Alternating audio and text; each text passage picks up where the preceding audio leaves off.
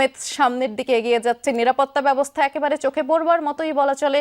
মির্জা ফখরুল ইসলাম আলমগীর স্থায়ী কমিটির সদস্য আছেন সালাউদ্দিন আহমদ, আলিঙ্গন করলেন মির্জা ফখরুল ইসলাম আলমগীর, তারেক রহমানকে।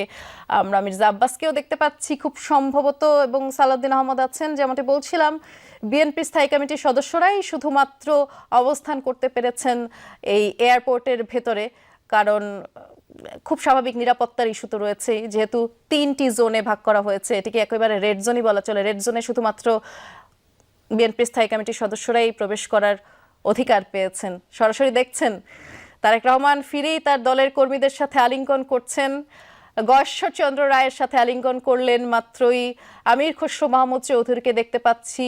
সামনের সারিতেই ছিল মির্জা ফখরুল ইসলাম আলমগীর, আছেন মঈন খান, সালাউদ্দিন আহমদ আছেন মির্জা আব্বাস, গয়েশ্বরচন্দ্র রায়কেও দেখলাম। তার দলের যত সদস্যরা আছেন